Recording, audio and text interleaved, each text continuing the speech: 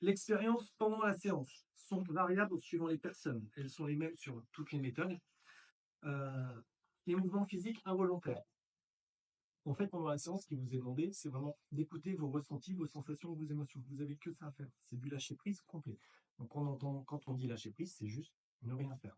C'est bizarre, je ne sais pas ce qu'on vous apprend, mais là, vous n'avez rien à faire. Vous allongez, vous écoutez vos sensations, votre corps, vos émotions. C'est tout. La musique, point barre.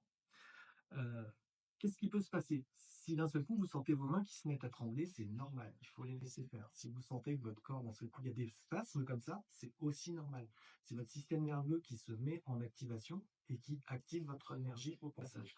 Votre système nerveux et votre système énergétique, en fait, ils sont calqués l'un sur l'autre. Donc quand l'un se met en route, l'autre aussi. Je ne peux pas vous dire si c'est votre énergie qui active votre système nerveux ou si c'est votre système nerveux qui active votre énergie. On n'en sait rien. Les deux sont calés l'un sur l'autre. Donc, si vous sentez des tremblements, des spasmes, laissez faire. Si vous avez envie de faire des mudras, laissez faire. Même si vous n'en avez jamais fait, laissez vos mains bouger comme elles ont envie. Euh, Pendant la séance, on commence allongé en position de Savasana, donc les mains dans le corps tournées vers le ciel. C'est juste une position de départ. Pendant la séance, si vous voulez vous mettre debout, assis en tailleur, vous êtes libre de vos mouvements. La seule chose, c'est que vous avez les yeux fermés. Moi, je suis là pour vous protéger. Si vous avez envie de faire un pont, faites un pont. Si vous avez envie de faire la posture du corbeau ou je ne sais quoi, faites-la, même si vous ne l'avez jamais fait. J'aimerais réussir à le faire un jour si j'arrive, c'est une activation, alors là, ouais. En séance, moi, ma première séance avec Céline, je me suis retrouvé comme ça, sauf que j'avais la tête en bas. Ouais. J'avais jamais fait de yoga de ma vie. Bon. Comment vous dire que je suis sorti de là, je me suis dit, c'est bizarre. Alors, votre corps n'ira pas plus loin que ce que vous êtes capable de faire. Et moi, si je vous vois partir sur une posture de yoga, je vais automatiquement venir vous sécuriser. En général, vous n'êtes pas 10 à les faire en même temps. Mais bon, j'ai l'habitude, donc il n'y a pas de souci. Vous prenez pas la tête, je suis là justement pour ça. C'est mon seul et unique rôle, c'est de vous sécuriser en fait pendant la séance. Okay. Donc, lâchez, laissez faire. Au niveau des mouvements énergétiques ressentis, si vous sentez du chaud, du froid, ce sont des choses normales, il faut juste l'accepter. Donc, vous pouvez vous sentir plaqué au sol, vous sentir vous soulever, vous pouvez sentir des vibrations, de l'électricité sont des effets normaux.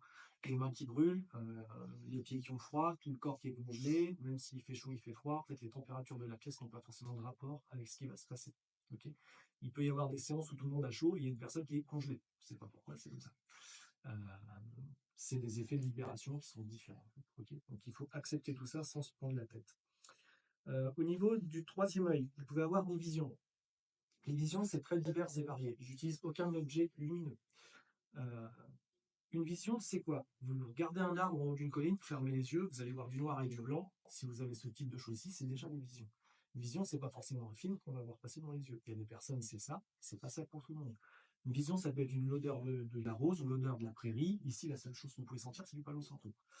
Euh, Ça peut être des ondes, des formes, juste des couleurs. Ça peut être carrément des souvenirs, des images.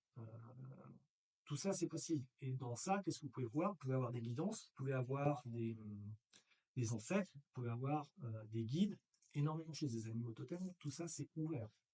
Il n'y a aucun souci à ça. Il suffit d'accueillir et de ne pas se prendre la tête.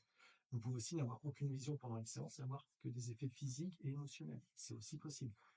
Pendant une séance, en fait, il peut y avoir tout ou seulement quelques éléments. Okay, vous pouvez avoir des guidances ou avoir des intuitions. Enfin, tout, il faut vraiment juste s'écouter, ressentir et accepter.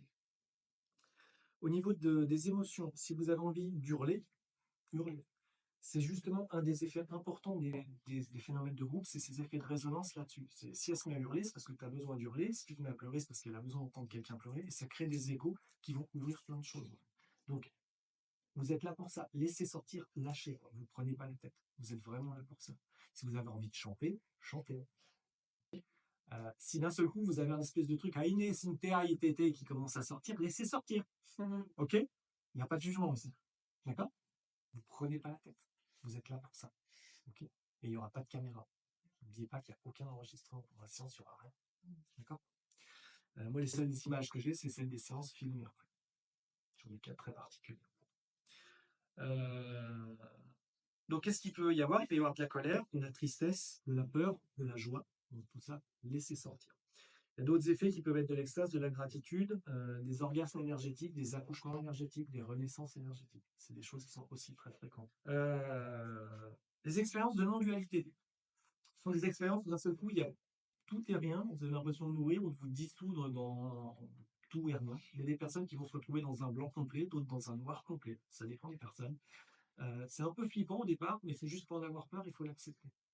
Ça dure en général pas longtemps, puisque quand vous êtes dans ces états-là, vous ne bougez plus, il ne se passe plus rien, donc le facilitateur a tendance à venir vous secouer. Du coup, vous y restez pas longtemps. Donc profitez-en. Le fait de vous avoir dit ça fait que vous n'aurez pas peur si vous arrivez à cet état-là. D'accord? C'est un espèce d'abandon total, une béatitude, il n'y a pas vraiment de mots pour expliquer ce que c'est. D'accord? Les autres effets qui arrivent de plus en plus fréquemment, ce sont les retours à l'instinct primal. Donc, si d'un seul coup vous prenez pour une panthère, un jaguar, une loutre, un oiseau, Un ver de terre. un ver de terre, je ne sais quoi, une sauterelle, non religieuse, enfin, voilà. Attention à la religieuse quand même. Non, mais c'est concrètement des choses qui sont de plus en plus fréquentes, aussi bien en breathwork que qu'en activation. Bah, la dernière séance que j'ai faite, Oui, c'est faux. celle qui était à ma gauche, elle était panthère, je crois. Oui. Et effectivement, à un moment donné, je n'entendais qu'un. Et après, quand on a échangé, justement, Ça arrive de plus en c'était plus. parfait. Moi, enfin, c'est pas des effets qui sont souvent décrits, mais quand j'ai fait ma formation, en fait, les 4 facilitatrices que j'ai facilitées pendant ma formation sont retournées à cet instinct-là. Il y en a une qui est devenue un serpent, l'autre est un gorille, l'autre est devenu un félin, je sais plus lequel, et la dernière était un oiseau. Voilà, je sais pas pourquoi. Ça ne l'a plus fait quand j'ai commencé tout seul, et là maintenant ça revient. Donc, prenez pas la tête si ça vous arrive. C'est votre cerveau primaire en fait qui se remet. Ça c'est qui nous expliquer ça. C'est des choses qui arrivent. Ok, ne vous prenez pas la tête. Normalement avec les tambours, j'arrive à dresser les panthères, les gorilles aussi. Enfin voilà. C'est le plus compliqué, c'est les loups qui se mettent à tourner. Là, ça devient compliqué, mais bon, vous prenez pas la tête, ok? Laissez faire. Il y a no jugement et no problème. Oui, c'est ça. Je suis arrivée. Ah, c'est ça. Et voilà, donc vous prenez vraiment pas la tête. Sachant qu'ici, vous avez vos tapis, vous savez que vous êtes plusieurs, donc votre mental, de toute façon, va vous cloisonner un peu dans votre propre tapis. D'accord. En séance individuelle, c'est différent, puisqu'on utilise toute la place. Donc là, voilà, c'est ça. Et donc voilà, chaque séance est différente, donc on ne sait jamais vraiment à l'avance ce qui va se passer. Donc c'est pas parce qu'une fois vous avez fait une séance où vous avez fait que du physique, la fois d'après vous allez avoir que des visions, ça peut être tout mélangé. Ça va dépendre de la playlist, du groupe et de plein de choses.